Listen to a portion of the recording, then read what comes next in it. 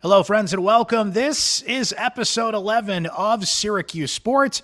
My name is Brent Axe. So great to have you here as we are presented by our friends at Krause Health, the exclusive healthcare partner of SU Athletics. Did you get here because you're a subscriber and it was right there on your Spotify, Apple, YouTube, Amazon? We love you. That is the best way to ensure you're getting new episodes of the show when they pop up. So please follow and subscribe wherever you get your podcasts. If you found us another way, hey, we still love you. But you should subscribe wherever you get your podcasts, all those places mentioned, or wherever you listen. You can get your voice heard on this program. The voicemail line is 315-552-1964. You can hit me on Twitter, Brent Axe Media. And you can email the show, bx@syracuse.com. And don't forget, not only do you get Syracuse Sports twice a week, Tuesdays and Thursdays, we're also doing a show after every Syracuse football game, Syracuse football postgame. And we've done them after Colgate, Western Michigan. We'll have one for you after the Purdue game upcoming this weekend. So all that happening here on Syracuse Sports. Shout out to my guy, James, who sent me this email. And it kind of sparked a discussion here that I want to bring onto the podcast. He says, Uncle Brent, I have an idea for a question that you could ask the podcast listeners. What tradition would fans of Syracuse football like to see start, resume, or improve for home games? And he gives a couple suggestions here. I'd like to see some kind of better entrance when the team takes the field. Right now, it's kind of, oh, okay, here they are. Fans, I think, would do a nice job of cheering them on, but the entrance is blah, in my opinion. We're never going to beat Virginia Tech at their entrance, but that doesn't mean we can't have a great one as well. James also suggests that they adopt a song between the third and fourth quarters. Wisconsin's got Jump Around. Nebraska plays Thunderstruck. What can Syracuse adopt as a song there? So James came up with a spectacular mailbag question. There are two great suggestions from him. I wrote a story about this on syracuse.com. The feedback is pouring in, and I wanted to bring some of it to the podcast here. And this is a discussion we'll keep going here, and hopefully more ideas will spawn of it. But just to give you a few more things that you guys said out there, Matthew Bowman wrote in and said, Brent, at one point the Dome used to play Don't Stop Believin'. Later in the game, between the third and the fourth quarters, crowd would get into it. I think the ads on the video scoreboard have taken away some time from it. Maybe they were trying to synchronize, the main hook of the song that comes a little bit later on. My 2 cents there that I'd like to see them bring that back. Syracuse adopting some sort of in-between period song, and they did something. There was a little bit of a highlight reel, and they were playing, I don't know the name of the song, but it goes, oh, oh, oh, oh, oh, oh. My very bad impression of that song there. I think they're trying to get something like that going using the scoreboard, but I would love to see something like that adapted here in Syracuse. Terry says, Brent, I think Syracuse needs a better pregame atmosphere around the Dome. It would take the city and Syracuse to come together and work out a space, but go south to, say, Penn State and see the difference in attitude at game time, the smells, the sounds, the tailgating scene. It's half the excitement of college football. Now, I'll say this, Terry. I think that Syracuse fans do a good job with what they're handed. There's some hardcore tailgaters out there, but it is hard to feel connected. You've got people scattered all over the place, Skytop, around the Dome, Marshall Street, the Quad. There's no really a central area where tailgaters can kind of come together and pregame activities can come together other than the Quad, and some people do go to the Quad, and that's a cool thing. The band plays on the steps of Hendricks Chapel, so there are some things there, but I do get what you're saying there. Michael DeVoli says, orange turf. Why not? We got black turf down at SUNY Morrisville down the road here from Syracuse. Let's see that. Dan, who goes at Boone Cuse on Twitter, says, see Virginia Tech. See, that's the thing. Enter Sandman. Is there a better entrance in college football than that? And by the way, Syracuse is going to be a part of that as they go to Blacksburg this season. So you can't have that, but this was a common theme from people that tweeted in and sent emails that they just need a better entrance. Tyler suggests some entrance music, Shook Ones Part 2 by Mobb Deep, right? Kurt says, please encourage Syracuse to liven up their football players' entrance into the Dome. It's pretty uninspiring at this point. Like I said, this was a common theme. Richard Schultz, I think, had an interesting suggestion here when he brought up, and he said he actually suggested this to Darrell Gross once upon a time, that Syracuse have something similar to what the Buffalo Bills have, and that is the Bills Make Me Want to Shout. Go Bills. If you're watching on YouTube, right, you see the shirt. I would love to see Syracuse adopt this. If it was an original song, maybe a local artist can write it. Now, they have down the field, of course, the alma mater, which they can play, but can you come up with an original song like the Buffalo Bills did? Because that is half the atmosphere at home games at Highmark Stadium. I was going through different names in my head. Ralph Wilson Stadium, Rich Stadium, Highmark Stadium at Buffalo. They have that song. It unites the entire crowd, and it's about as close to like a college football atmosphere as you can get. So I think Richard makes a great suggestion there. Paul writes in to say, Jim writes in to say, totally agree with James. Wish that we had a fight song that would get the fans into the game. Another suggestion for that. Not just a fight song, but some new traditions that would keep the fans excited and engaged. Try and make a better home field advantage for our teams. And look, half of this is on the fans themselves, right? Like, this just goes back to, I used to go to games with my dad, and there would be games when, Syracuse would have a sizable lead, or maybe it would look like both football and basketball was winning, and he would want to get out of there. And I'd be like, Dad, where are we going? Like, there's no traffic to beat or anything. Like, do you have a date or something? Like, I wanted to stay the whole time. By the time the Western Michigan game was over, there was barely anybody left. When they sang the alma mater at the end of the game, they were singing to empty bleachers. Like, where are Syracuse fans in a hurry to get to? And by the way, the players themselves, it affected them because half the team wanted to get out of postgame after they beat Western Michigan because they had dinner reservations. So I don't know. It's a Syracuse thing, and it's got to stop. Like, if you're going to make the time and the investment to go to the game, like, hang at the game, right?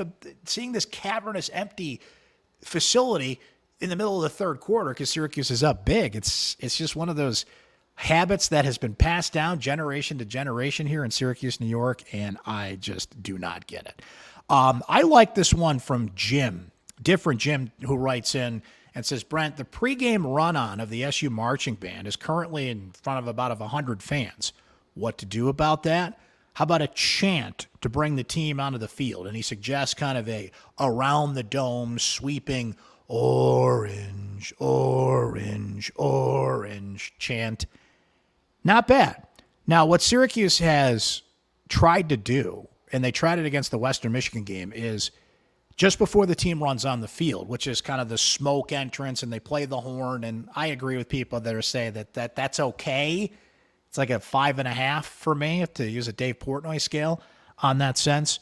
So what can they do better there? That's a suggestion from Jim. But what Syracuse tried to do, and is trying to get going in home games this year, is you can download an app on your phone, and it's basically like a light show that theoretically everybody holds up their phone, and you would kind of see this light show around the dome before the game starts. I love the idea. It's modern. Certainly kids and their phones, and everybody's got a phone in their pocket. It gets them involved. I think you got to turn off the lights at the dome for this to truly work, which they don't do. They dim the lights a little bit, but I think you got to make that place dark and make it like spooky and just get people revved up. And by the way, like, that'll just inspire people. Oh, it's dark in here. Do that light show thing. About 25% of the dome got into it for the Western Michigan game. So, look, I give Syracuse credit. They're trying to incorporate the scoreboard. They're trying to kind of mesh tradition, which is old school, with some of the new tools that they have. The scoreboard, people have their phones. When the wireless is finally done and is fully enacted in the dome, JMA Wireless Dome, right? I think we're getting there. But I think you've got to keep your ideas coming. So 315-552-1964. That's the voicemail. Hit me on Twitter, Brent Axe Media, and, of course, the email is baxe@syracuse.com. Speaking of a traditional sport with a modern spin, the Savannah Bananas are one of the wildest things in sports. They have completely turned the sport of baseball on its head. They have re-engaged a younger generation and put such a unique spin on baseball. And the Savannah Bananas are in Syracuse this week. They're going to play Thursday, September 14th at NBT Bank Stadium. It is the hottest ticket in town. And my guy, Biko Skalla, Syracuse alum, the play-by-play voice of the Savannah Bananas, sat down with him here on set, and we learned about banana ball and the phenomenon that banana ball is, and how Biko ended up being their play-by-play voice. Syracuse guys all around, but he is certainly not in the traditional play-by-play seat at a Savannah Bananas game. To steal a phrase, these games are bananas. Let's hear from Biko.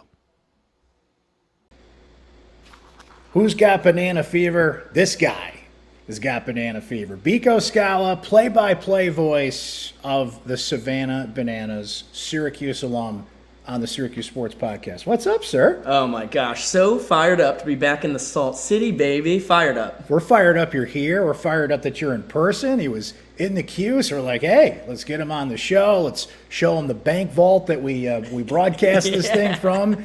And wow, Biko, people are fired up, man. You see this week in and week out, the traveling circus that the Savannah Bananas are. Okay, let's do this. For people not familiar with this, yes, kind of like, what is this thing? I've seen a TikTok or two. My kids talk about it, which is amazing that my daughter, who's 16 years old, is obsessed with a baseball team. And it's not the Boston Red Sox. It's the Savannah Bananas. So as best as you can, just tell us about this phenomenon and what people are going to see if they go on Thursday in Syracuse. Sure. Well, I would like to be able to say if you watch any of our broadcasts on YouTube, which are free to watch, you will get a much deeper understanding of the game than any words could possibly describe. But it's basically bizarro baseball, right? Like, it's baseball, but maxed out to the entertainment, speed, fun, goofiness, and probably a little mixture of like a Broadway show and a little bit of a rock concert. Like, there's music going all the time.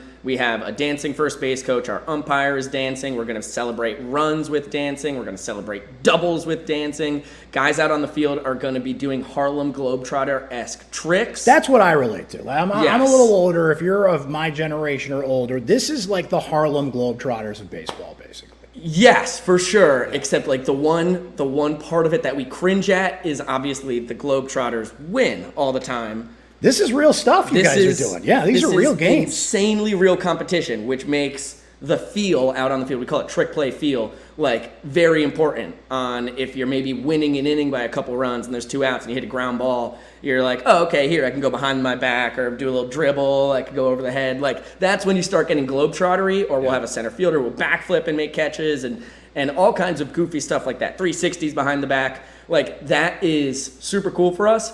But if it's a big moment in the game and you try and pull that off and you then hurt your team, you will have a whole lot of players who are not happy with you. It's the most incredible mix of entertainment in a real game that I think I've seen. Like, the NBA All-Star game or any of the All-Star games, there's a show, but they're not really trying. Maybe like the fourth quarter, they really crank it up a little bit here and go at it. The Bananas and the Party Animals, yes, your touring partner here, yeah, these are real games. And so what's interesting about this, Biko and I were talking a little bit before we went on here, is these are the last 2 games on the tour. So you're in Syracuse on Thursday the 14th. Then you go to Cooperstown. And while there's no trophy or anything in this, right, you want to win. Right? This is it, right? So tell me about the real competition that's on the line here amidst the insane circus party-like atmosphere that we'll talk about a bit more coming up here. For sure. I mean, like, a really important part of Banana Ball is the caliber of baseball players that we have. Like, people always ask, are you grabbing dancers and teaching them to play baseball or vice versa? And it's like, how could you possibly get dancers and teach them to play baseball? It's like the most skilled, hardest sport there is. You're hitting a round ball with a round bat. So we have a lot of former minor league baseball players. We have tons of D1 guys, tons of D2 guys who are really good. Like, the difference between D1 and D2 there's a difference, but that's a whole other topic. But anyhow, we have a lot of really good, really competitive baseball players who now are super bought in on Banana Ball, and they live together. They are really good friends. I mean, like, Bananas and Party Animals will room together on the road. Outside of the diamond, they can be thick as thieves, but as soon as the 2-hour timer starts and it's time to play ball, both these teams want to win so badly. And if you ask any player on either side, they will say this is the greatest rivalry that they've ever had, because 75% of the 87 games on this tour have been Bananas versus Party Animals. So they just keep bashing their heads together over and over again. Have you found it is incredible how quickly this has become a phenomenon? They're selling out AAA stadiums, maybe some major league stadiums in the future. Like, this thing just keeps growing at such an accelerated pace. But there's been enough time where if I am a Division II baseball player, Yeah. have you found there are players that would rather want to play for the Bananas or the Party Animals than go toll around in single A baseball or something like that? Has the Bananas or the Party Animals been like an end goal for some of these players coming out of college? When it comes to, it depends on their expectations in life, right? So like 99% of the time, if someone gets drafted or if they get a free agent offer to go into affiliated ball, they're going to take that. What we see a lot more often is guys who have been in affiliated baseball for 4 to 7 years or so, and maybe they've gotten up to AA or even AAA, but they're starting to realize the cog they are in the system and their chances of actually making it to the bigs, and that is where we win. That's where we get those guys. So like we have Ryan Kellogg, just started the last game for the Bananas, 7 years in the Cubs organization, came to us and just did on Saturday night in Milwaukee the entire Napoleon Dynamite dance on the mound. He is 6'6", a lefty. Everybody cleared the field after he threw a 1-2-3 inning, and he was like, all right, I'm done for the night. I'm going to expend the rest of my energy on the Napoleon Dynamite dance. He pulled off his jersey, had Vote for Pedro underneath. It was unreal. So we're getting a lot of that. We have a guy like Zach Phillips, spent 4 years in the Kansas City Royals organization, was in AA last summer, came to us, has been awesome out of the pen. He has gotten 4 affiliated contract offers since he's been playing for the Savannah Bananas, has denied all of them. That's pretty good. Yeah, offers to go straight back to AA. And he's like, no, I'm having too much fun. This is now the future and the dream that I have developed. So you see the quality of players. And when Biko said earlier, behind the back, like, these guys are doing that. They're catching the ball in between their legs, behind the back, in the course of the game. So that's in the course of the game. There's choreographed stuff, like you brought up, the dance from Napoleon Dynamite. This is very social media friendly. So Biko, is that why the Bananas, I mean, there's a lot of reasons why the Bananas are as big as they are. It's a credit to Jesse Cole, the owner. He's the guy you see in the suit, like the man in the yellow hat from Curious George. Correct. He's got an incredible story about how he got into not only baseball, but with the Bananas and his efforts. And there's a lot of reasons why this thing has grown to the level it has. But would you say Tik Tok is really what's at the core of the popularity of the Bananas? 100%. TikTok, and then, you throw Instagram and Twitter and like X. me, I watch TikTok videos on Instagram a month later. Sure, that's for me. sure, for sure. So, but however you get it. As do I. I'm actually not really in on the TikTok world. I'm like a classic Twitter That makes me scroller. feel better. And then, you'll see the little TikTok thing there. But yeah, so TikTok is why it's blown up to what it is now. Fans first mentality and treating fans the best way possible is the reason why the Bananas have gotten to where they could possibly be. So they started in 2016 as a collegiate baseball team, and they sold out 18 of 25 games. But because of the show surrounding the game, very affordable tickets, and then the all-you-can-eat type deal in Grayson Stadium, which is, you get your $25 ticket, you come on in, and you have burgers, fries, hot dogs, chicken sandwiches, cookies, sodas for free for the entire night, as much as you can have. Can't beat that. All of that is the amalgamation that turned into 88 straight sold-out games until I even came aboard in 2020. And they were starting to be a little bit of a viral sensation, but that is when the TikTok was born, 2020. I mean, COVID is really what kind of boomed TikTok, and then that's where all of a sudden we have over 7.5 million followers on TikTok now. So I want to look at some core things on the field, because while some of the dances and the stuff that happens around the game is kind of choreographed, like you said, the players work on their dances and their TikTok videos in the course of the game. So basically, here's rule number 1: win the inning, get the points, right? You're basically trying to win every inning, and there's essentially a walk-off every inning, right? For those not familiar, how does that work? Well, that's part of the genius of Banana Ball, I'd say, to toot our own horn, is that we thought of what are the most exciting plays in baseball and how can we get more of them?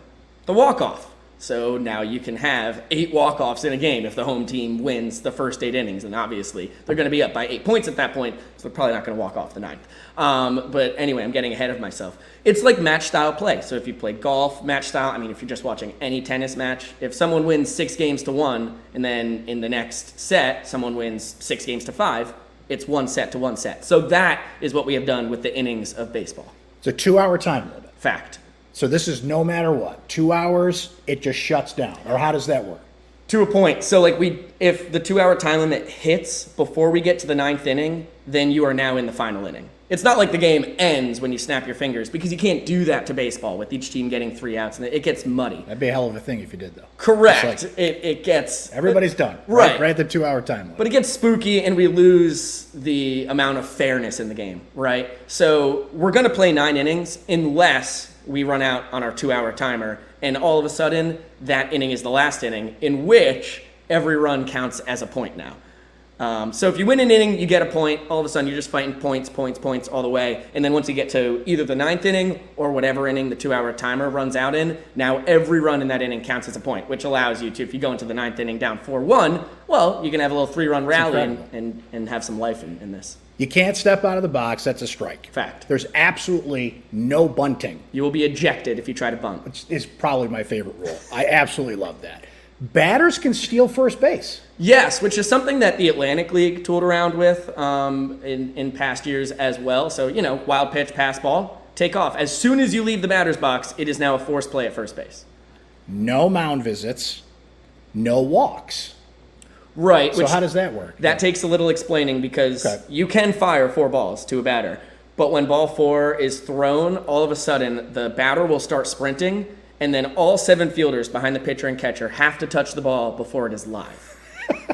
That is fantastic. This just sounds like you're a kid and you're in the backyard and we're just making up stuff. And here you have a professional baseball team that's doing all these things we thought of as a kid before our very eyes. It's incredible. It is such a good analogy, and we've played against former Major League Baseball players 3 times this year. A lot of former Major Leaguers have played on the Bananas, and that is one of the most similar things that they say is like, oh wow, this just feels like I'm in the backyard again, except I'm also playing with insanely talented people who, like, especially when we get former Major Leaguers, like the talent of the Bananas and Party Animals has usually surpassed the former Major Leaguers, depending on how fresh they are. Who are some of those guys? Who are some of those Major Leaguers you've had? So Jake Peavy was our first guy. He was with us in 2021 on the One City World Tour as a manager, because we went to his home city of Mobile, Alabama. And then he was the first guy to play for us next year, which was 2022. He pitched with his gold glove on in Rickwood Field, the oldest stadium still existing in the country. So that was super special. Eric Burns was the Bananas head coach last year. He pinch hit himself in twice. First one he actually struck out to lose the Rickwood game, and then he got a nice little pinch hit single against the Kansas City Monarchs. And then you get to the Johnny Damons, Johnny Gomes, Josh Reddick.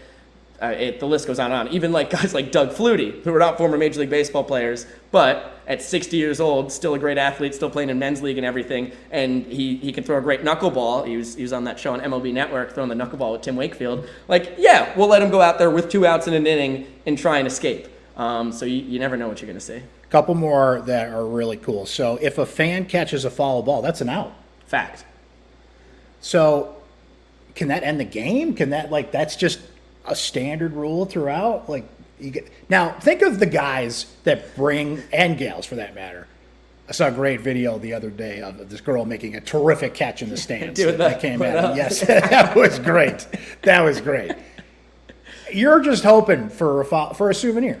Now you can get a souvenir and be a part of the game. And you've talked about here, and it's such a philosophy of the Bananas, the fans first mentality here. You're making them literally part of the game in this sense. Yes, and what's hilarious is when I was at MLB Network before the Bananas, I was in a production meeting one time, and it was like F block, end of MLB Tonight. They were kind of thinking of, let's just create 3 rules. And Greg Amsinger, the host of MLB Network, said foul balls caught by fans are outs. It'd be crazy, all of a sudden home field advantage. That's the first time I heard it. And then 2 years later, I'm down in Savannah, and Jesse Cole hands me a piece of paper with 9 rules on it, and that was on there. I was like, whoa, time is a flat circle. But yes, you asked, can it end a game? It literally did. In Kannapolis, North Carolina, a Party Animal in a 1-point game, line drive shot foul, and this kid Kamani snared it out of the air, bang, game over, pulling him out onto the field. He's celebrating with the Bananas, doing their whole victory dance and celebration. Incredible. Yeah, so it's super cool, and we've had Josh Talevsky, my broadcast partner, is our lord of stats. So, Josh, I'm sorry if I get this wrong. I think we're over 60 foul balls caught by fans. So you are still seeing it less than once a game, although we do see it a lot more outside of Savannah than we do in Grayson Stadium, just because a lot of it's covered. It's a little tougher to get a ball. And the other thing we should mention is the 9 core rules of banana ball. So you don't have extra innings. You have the showdown tiebreaker. So if we get to a showdown tiebreaker at NBT Bank Stadium in Syracuse or in Cooperstown, how does that work? It's basically like a penalty shootout in baseball. So you have pitcher on the mound, you have one fielder whose feet have to start in the infield grass, and the opposing team can send up any hitter they would like. So it's usually going to be pretty much the best pitcher against the best hitter, and you have to score an inside the park home run to get a point. If you hit the ball over the fence on the fly, the game is over immediately and your team wins. The other team cannot respond. But if the ball stays in the park and you get inside the parker, or you get what we call a showdown shutdown, which is a strikeout, or you didn't make it all the way around to home, then the home team can win the game by doing just that, inside the parker. If either both teams score or neither team score, we will go to round 2. We take the fielder out. If both teams end up tied after round 2, we'll go to round 3, in which the bases are loaded, the fielder's back out there, and everyone who scores is a point. And then at that point, we will just go until somebody wins, which was not how banana ball started this year. It used to be just 3 rounds of showdowns. If it's tied after that, it's tied, because Jesse was really worried about the possibility of extra innings, of just a game going on and on and on. But then we had 2 ties within the first 20 games, and we abolished them. That's absolutely incredible. Yeah. So there's all this, and now, look, I'm only just beginning to scratch the surface. If you get on any of the Bananas social media and just scroll down here, you're going to see flaming bats. Right. You're going to see, this was just the other night, the pitcher was throwing from a trampoline. They brought a trampoline out. He's jumping, he's flipping, he's doing sidearms. That was incredible. We mentioned some behind-the-back throws. I've seen pitches from center field come in, people flipping while catching the ball. This is the best one, though, stilts.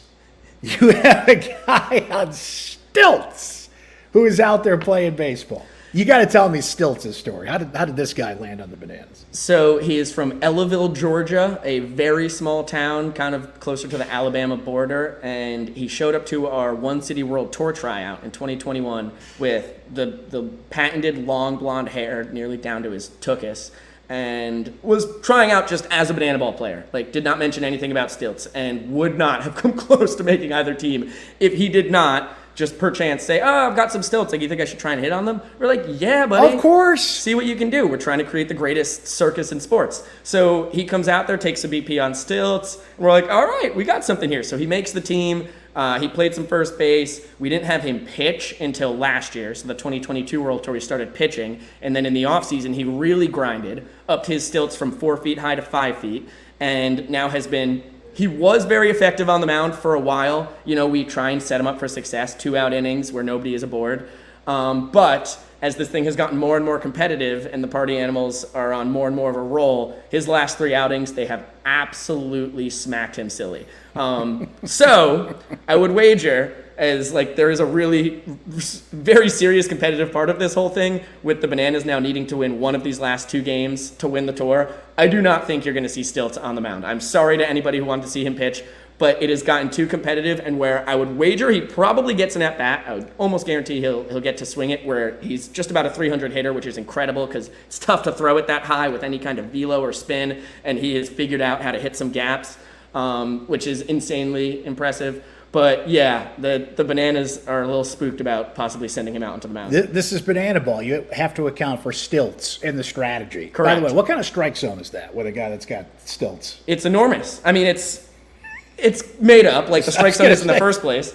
But you kind of guess where his knees are. Like, you can see where the bend in the stilt should be. It's basically like where his feet are up to the letters. Incredible. It's Absolutely madness. Incredible. This happened the other night. Now, this is not common. You guys really go at a frantic pace here, 2-hour time limit and everything, but there was a 57-second inning.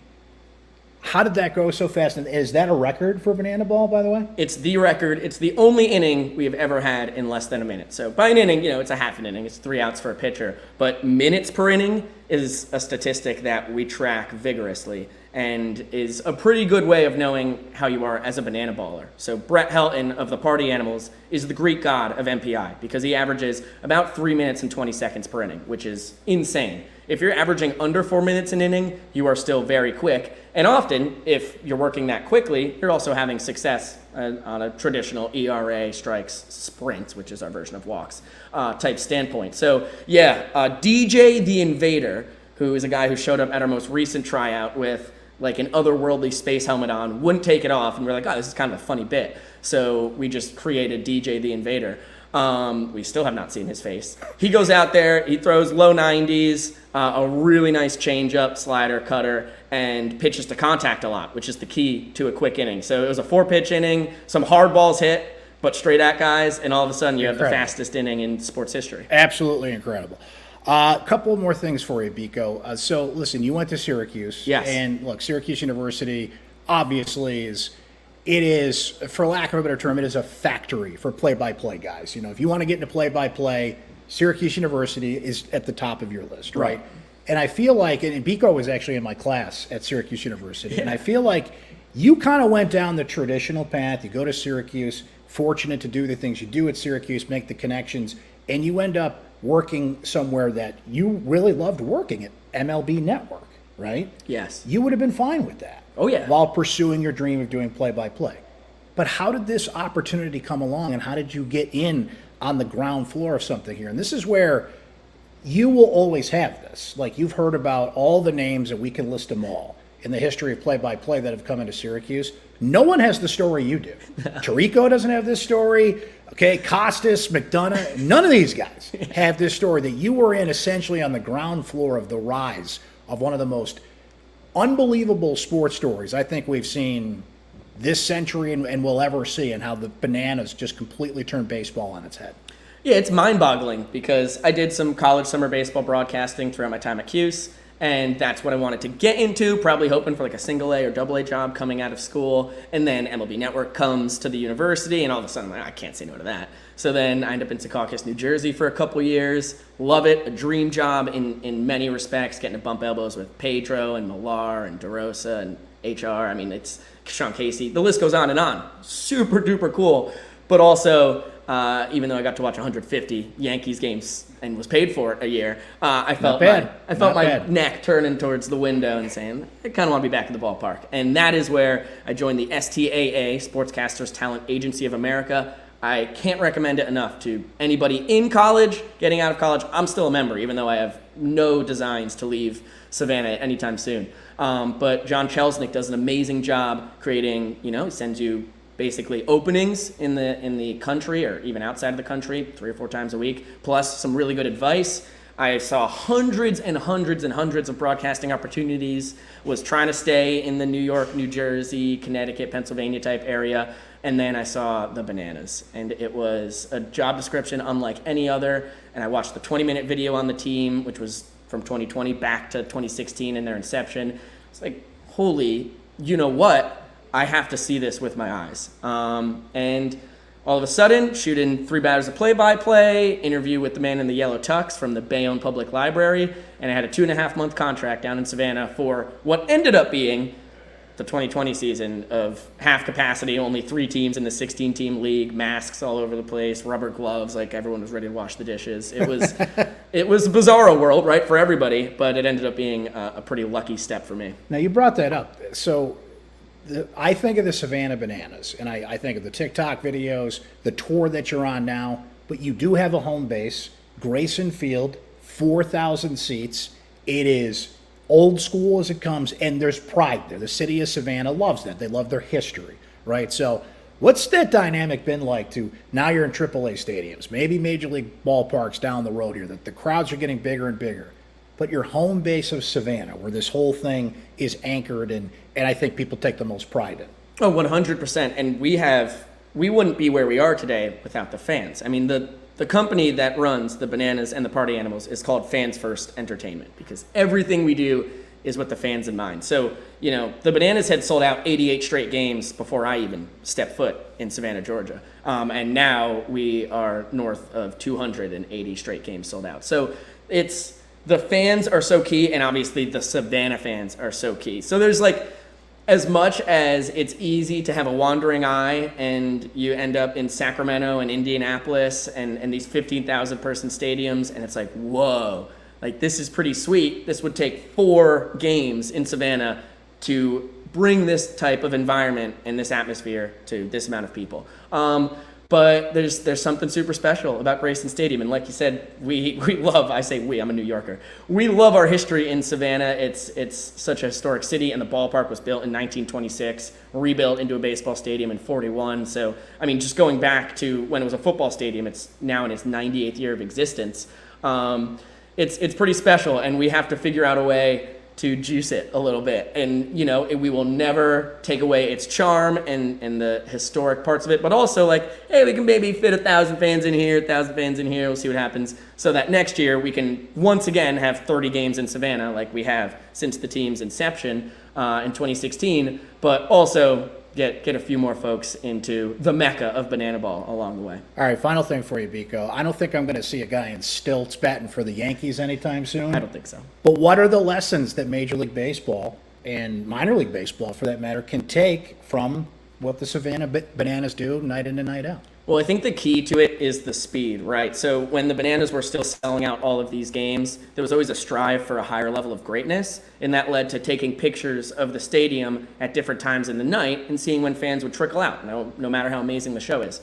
And that was always around the 2-hour time limit, which is why we were like, oh, 2 hours seems like a pretty good number to put on baseball. And all of a sudden, you see with the meteoric rise of this experience and this team, now Major League Baseball has put a timer on batters. So like they've already seen what speed can do, and they're averaging under 2 hours, 40 minutes a game this year, down from about 3:10 in the past. All of a sudden they made the bases bigger because action is awesome. That's why we outlawed bunting, because we want to see people swing the bat. So now, like, you are already seeing banana ball's effect on Major League Baseball. And there was all kinds of things behind the scenes in effect in the minors and the other affiliate leagues they have that we're building to this, but it's convenient timing that Major League Baseball got a facelift right when the Bananas embarked on this 87-game tour. So I think in general, like, the speed is an important part of it, and being able to have an idea of when folks can go home and get the kids to sleep. But the most important part is fun. It's just like, it's having fun.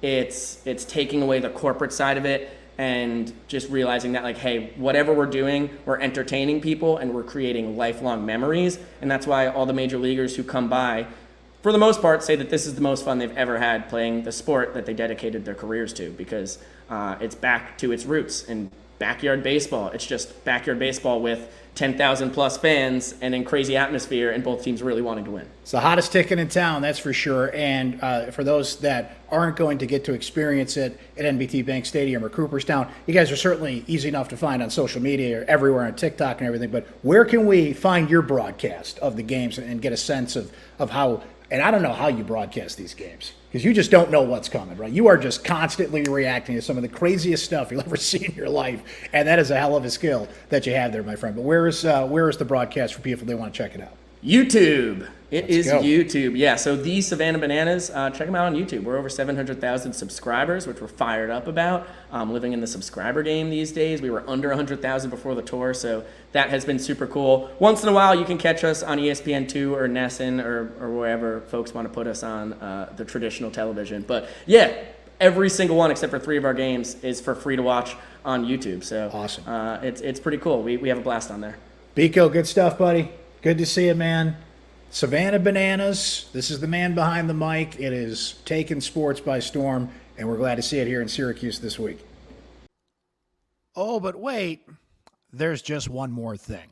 You know, this week was the 22nd anniversary of 9/11, and I think as the years fade out and a younger generation can't really connect with what that day means, it's important to tell these stories and to continue to remember. You know, what do we say when 9/11 comes up? Never forget.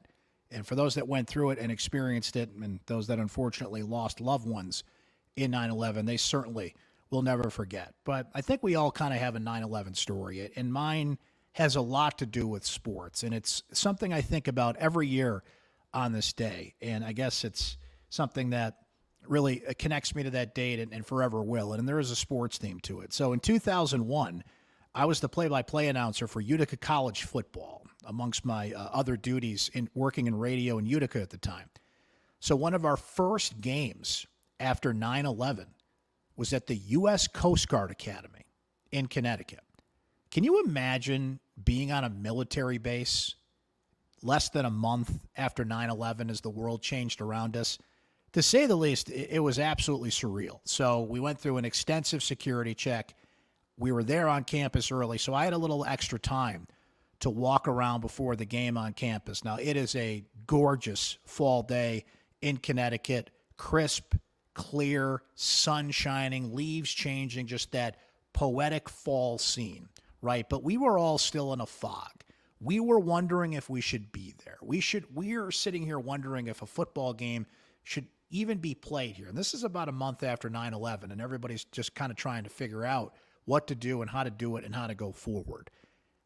What I saw that day were young men and women that moved with purpose. They walked and talked, with pride and discipline. And what the country was going through was what they were trained to handle, and they were eager to serve. Now, I was 23 years old at the time. These men and women are my age, getting ready to serve a bigger purpose for this country. I was there to call a football game, right? That puts you in your place and the perspective of the great freedoms we get to enjoy in this country, and the people around me were getting ready to serve this country. I'm going to be honest with you. The first thought that popped in my head on September 11th, 2001, I was going to war. I thought they would reenact the draft, and one thing would lead to the next, and the United States would be at some massive war with somebody, which ended up being the case, of course, afterwards with Afghanistan and Iraq that came afterwards. I thought I'd be drafted and you have to go out and fight, even though that was not something that I intended to do. By the way, I'll never forget this. My dad, you know the first thing he did on 9/11 after everything went down? He tried to re-enlist in the Marines. Semper Fi, right? Once a Marine, always a Marine. So we went on to call the game. It will forever be one of the most beautiful views I've ever seen at a sporting event. So the Coast Guard Academy overlooks the Thames River in Connecticut, and there's Coast Guard cutters and all kinds of ships just floating by, and I will never forget that day for that. But I always think of those cadets when 9/11 comes around, and here we are 22 years later. Where are they? What are they doing? How are they still serving their country? Are they still in the Coast Guard Academy? What are the stories that have come from the young men and women that snapped me back into place that day and went on to serve their country as they wanted to, and at a time when we really needed people to sacrifice and serve this country? So I am forever grateful to them and everybody that chooses to serve this country. And of course, we're thinking of everybody who has a tough time around this time of the year when 9/11 comes around. And we certainly will never forget. Well, we thank you for watching and listening to episode 11 of Syracuse Sports. It is presented by Krause Health. Krause Health is the exclusive healthcare provider of Syracuse Athletics. We thank Biko Skalla from the Savannah Bananas for joining us here, who will be in Syracuse later this week. And we thank you, of course, for watching and listening, being a part of the show. Don't forget to subscribe on Spotify, Apple, YouTube, Amazon, wherever you get your podcasts. You can hit me on voicemail at 315-552-1964 or hit us on Twitter, Brent Axe Media. And the email address to get in touch is baxe@syracuse.com. We will be back later this week with Noah Eagle, who will be calling the Syracuse-Purdue game as the Orange step into prime time. No more hiding on ACC Network Extra. Syracuse playing before the whole country against Purdue on Saturday. And just a reminder about our Syracuse football post-game shows that we're doing after every game. Did one after Colgate, did one after Western Michigan. We're going to keep on cranking through. Every Syracuse football game, we'll have a post-game show for you up first thing Sunday morning after the game for you to listen to. So that's coming up after the Purdue game. All to come here on Syracuse Sports. Thanks for checking out the show, guys. We'll check you out next time.